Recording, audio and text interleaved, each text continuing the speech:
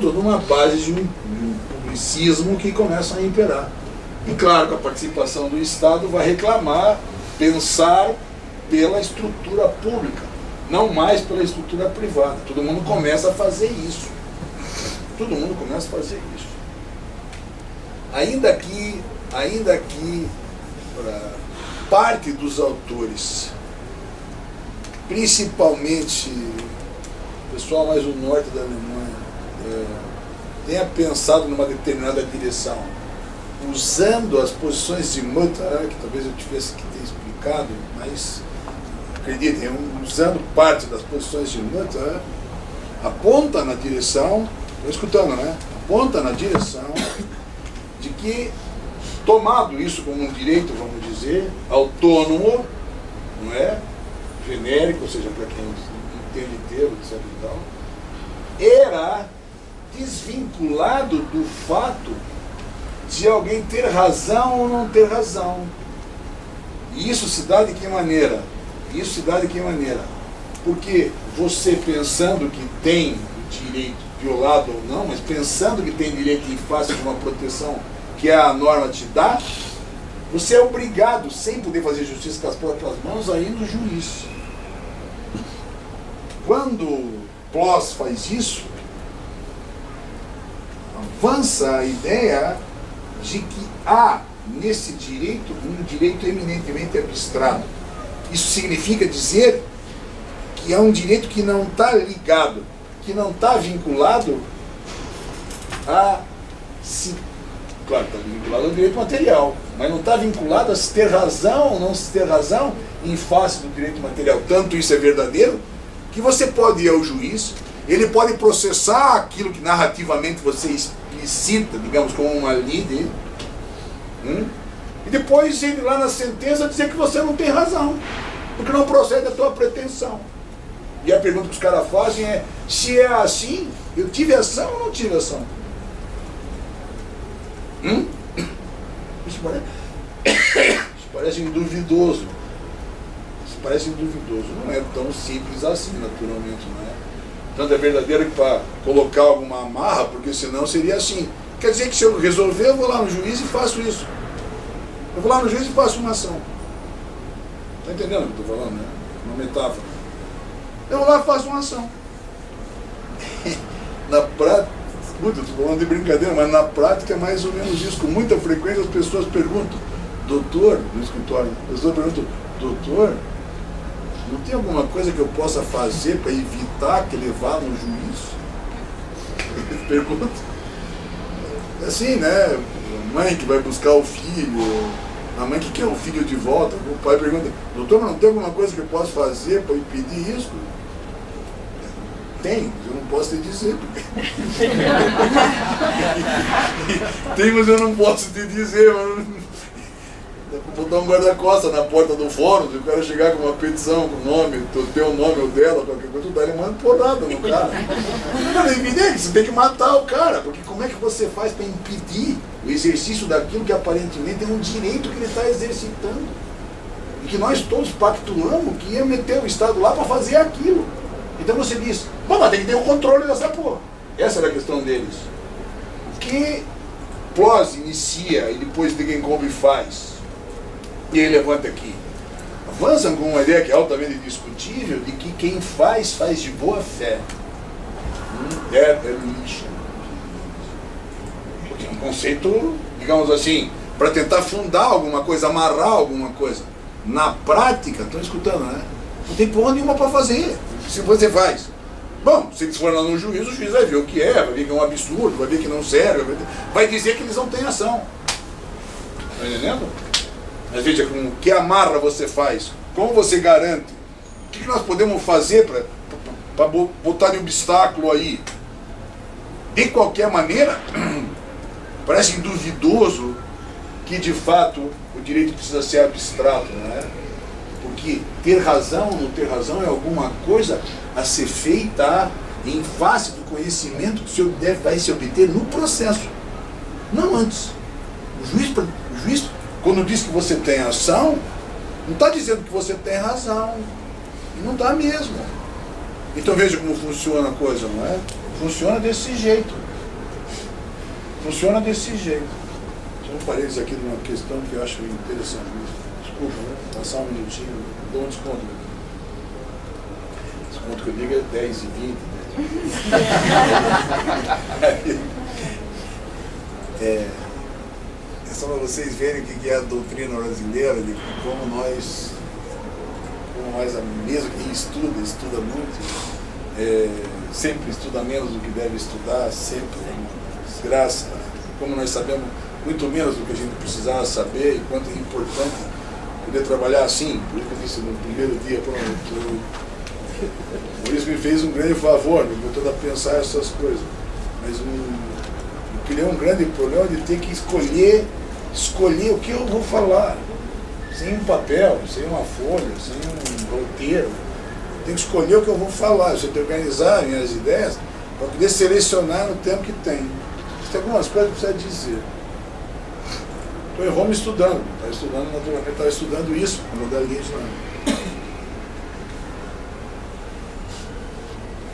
metido no Instituto de Processo Civil. O Luigi, secretário, meu amigo, eu sou Jacinto, blá blá blá, Luigi, café, um negócio. O senhor Arnaldo Milino, bendito do Instituto, enfim, tem toda uma história. Eu estava lá debruçado naquilo. Eu passava Fazzalari correndo, enfim, umas coisas de Roma. Passava. Eu vou procurar um negócio para ver essa matéria aí. Luigi, você não tem esse troço aqui. Esse negócio você vai achar só na biblioteca que eu vendo. Será que eu consigo? Não, Luigi. Peraí, Jacinto, eu vou telefonar. Itália é tudo assim, sabe? Eu vou telefonar pro Paolo, lá na central. Ele... Paolo, tem um professor do Brasil, meu amigo, querido, de casa, blá, blá, blá, conversa com a Maria. Enfim, aquela coisa italiana, né? Costurando as pontas. Conversa com a Maria, para fazer presente, o cara legal pra caramba. Igual é o seguinte, porra, deixa ele entrar na que eu venda para ver o que ele quer. Então o cara disse, olha Luiz, diga para ele vir aqui, vamos ver. Desde que ele não mexa nas coisas, ele me diz e eu pego para ele. E eu louco. Sabe por que eu estava louco, velho? Porque eu li em todos os livros brasileiros que esse negócio era de Ploss e de Guénon. Eu no livro deles. Tive na perna, no livro deles. Quer dizer, isso era uma coisa que me impactava, porque eu... Com essa gente, por quê? Porque os italianos citam assim, Ortolã, quem é essa porra desse Ortolã? Cadê a nota de rodapé, que é do nome, o livro, a fonte, aquela porra que a gente deve fazer e não faz? Ou pelo menos que a gente fazia, agora aquela bosta da Cabos começou a...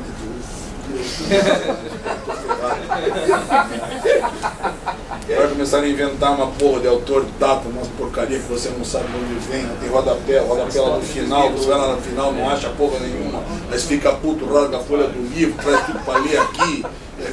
No fundo é exatamente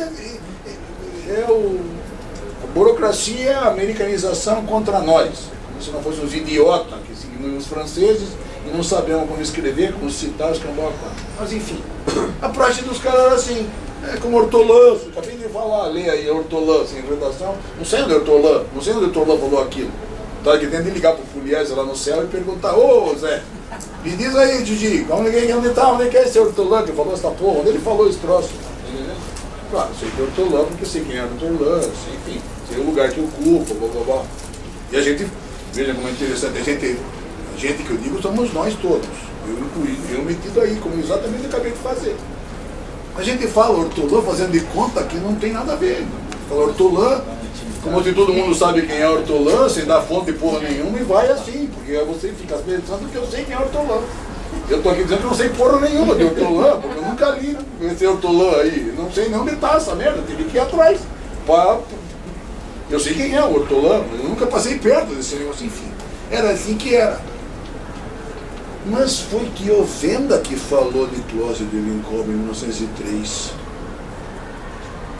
E todo mundo copiou dele. Como ele falava de Clóvis de Lincoln, eu tinha que citar Vamos usar os franceses para fazer a citação correta. Tenho que citar quem que era esse Ploss. Quem é que acha? Tem um maldito de um Ploss que era ministro da Hungria, não sei das quantas, 9 vezes fora, Sandor Ploss, sei lá o quê. Não. Sandor Ploss, não tinha nada a ver com Ploss. E ninguém sabia coisa nenhuma, ninguém sabia quem é. Degenkolb era mais fácil porque tinha produzido em alemão, etc. E tal. Então, ninguém tinha. Eu tive que ir lá na biblioteca da Kiovenda, porque o Kiovenda doou a biblioteca dele para a Universidade de Roma. Eu tive que ir lá na biblioteca dele. Lá na biblioteca dele tinha um livro autografado para ele. E aí é que eu fui descobrir que o cara chamava Alexander Ploss.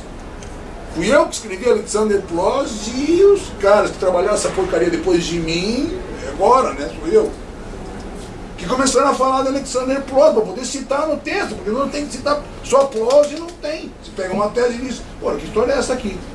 Que história é essa aqui? Não é tudo que o Checara fez ontem, né, ajustando as contas, mas se vem só Ploss, o cara diz, tu copiou da onde isso? A Pude, quem é a Pude aqui? Tá entendendo? É disso que eu estou falando. Da mesma maneira que o Degenkolb, porque Degenkolb também era Ploss e Degenkolb. Ploss, então dizia Ploss, que escreveu em húngaro. Claro, o porra do cara escreveu em húngaro, não leu merda nenhuma, porque ninguém consegue ler húngaro. Húngaro, islandês, finlandês, são umas línguas que travam. Você não consegue, não tem nada. Essas línguas são tão alienadas da gente, que até futebol tem outro nome, essas próximas. Não é? Futebol a gente chama futebol, né? Cautio. Essas línguas é outro nome, não tem nada a ver com nada. Em suma, tô brincando com as palavras, mas tive que ir lá na biblioteca do Kiovenda para ver o livro, ler o livro, ver o livro, e que naturalmente nem a porra do Kiovenda tinha lido, porque em húngaro não tem diabo que lê. Kiovenda, na verdade, a citação que faz é da tradução alemã que ele usa. Quem trabalhava em húngaro eram os alunos do cara, de quando aquilo lá era Hungria. E aí que a coisa funciona assim. Esses caras são os grandes articuladores, digamos assim, da ação como um direito abstrato.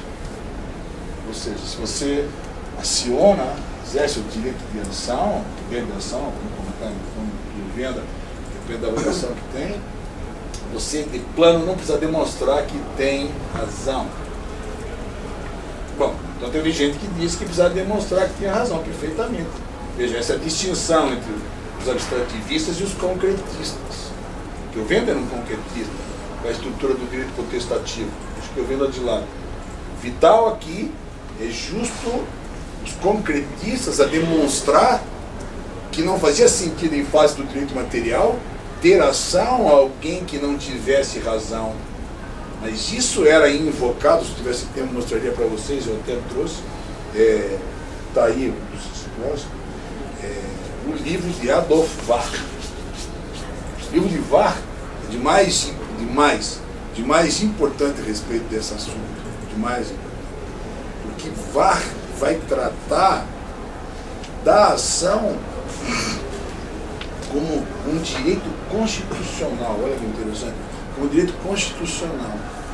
Um direito constitucional de proteção à pretensão.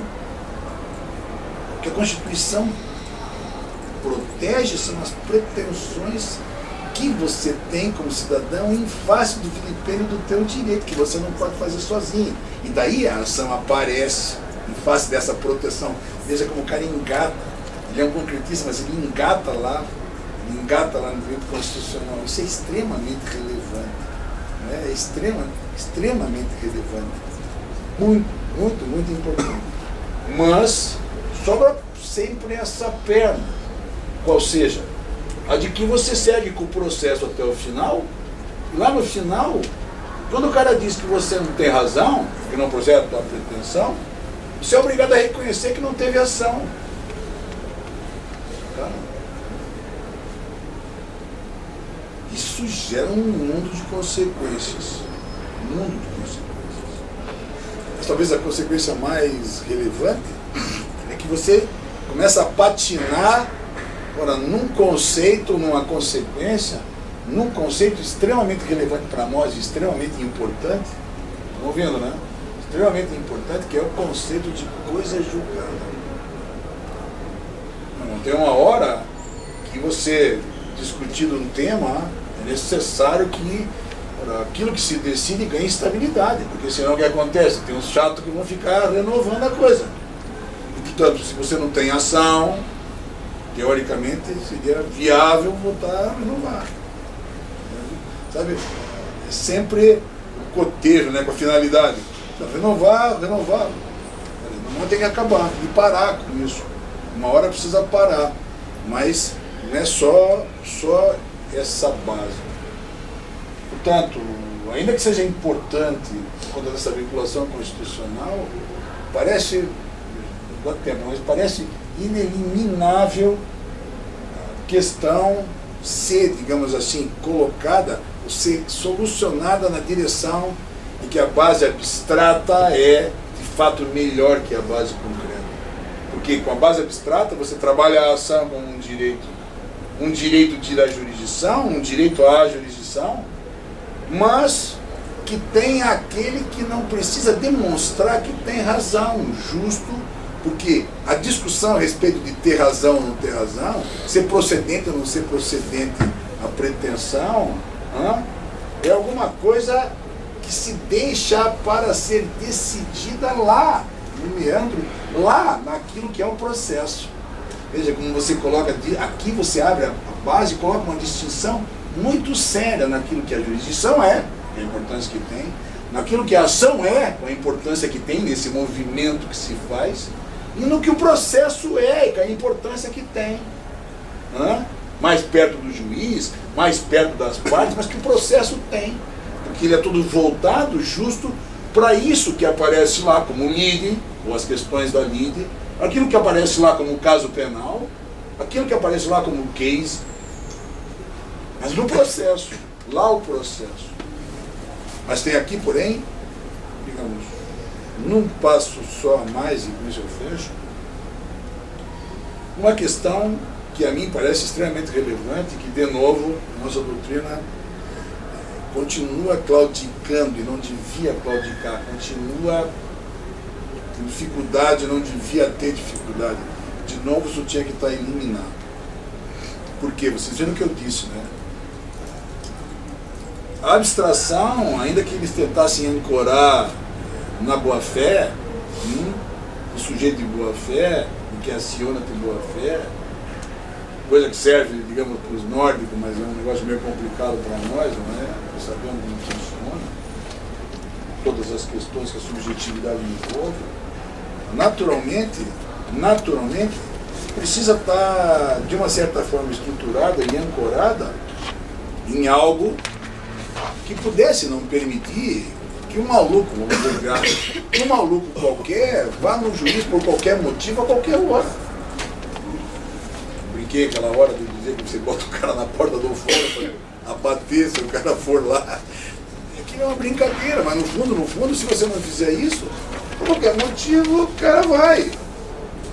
E não tendo muito o que fazer, nós vamos obrigados a dizer, olha, nós estamos com o braço meio amarrado, porque precisamos ser assim.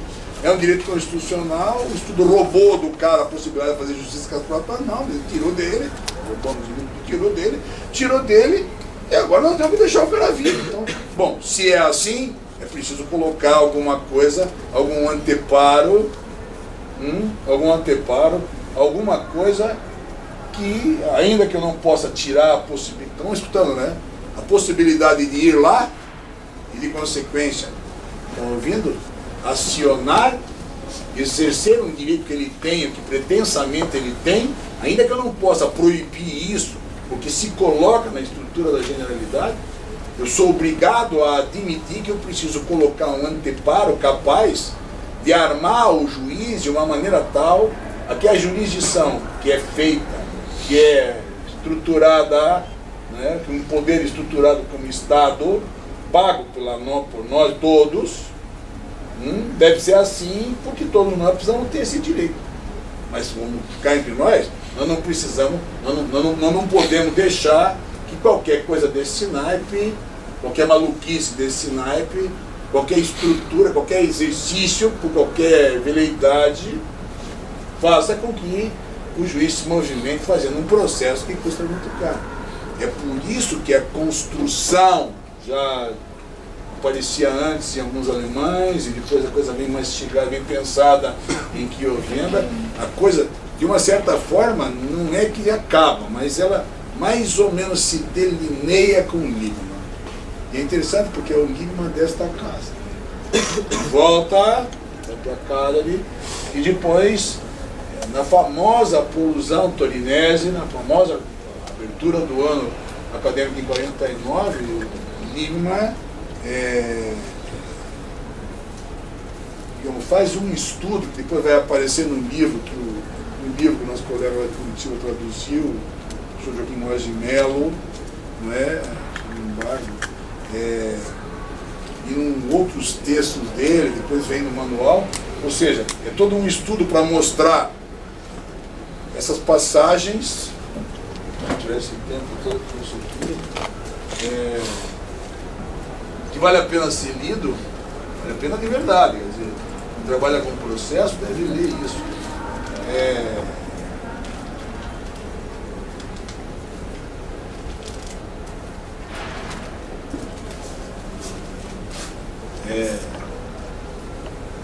A ação na teoria do processo civil, usando de 24 de novembro de 49, onde ele estuda isso, estuda a situação, estuda a evolução, estuda a base dos concretistas, estuda a base dos abstrativistas, com Alexander Ploss ou Heinz Degenkolbe,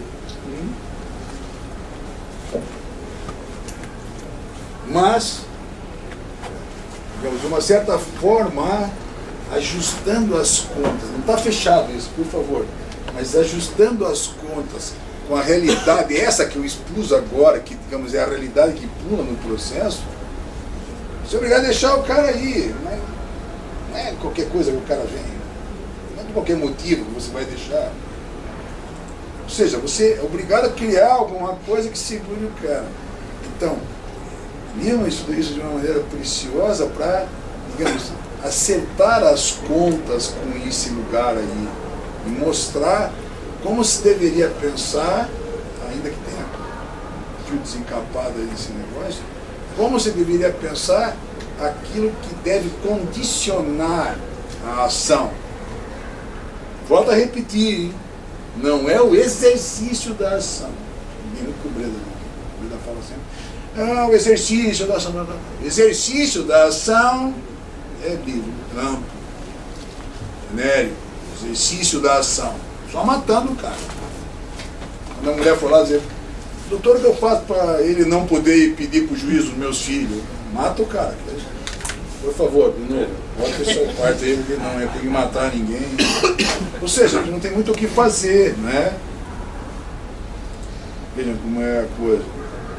Mas você é capaz de dizer, você pode dizer, você deve dizer, mas se ele fizer alguma coisa desse naipe, como uma missa, uma besteira, qualquer coisa assim, inviável, o juiz vai rejeitar.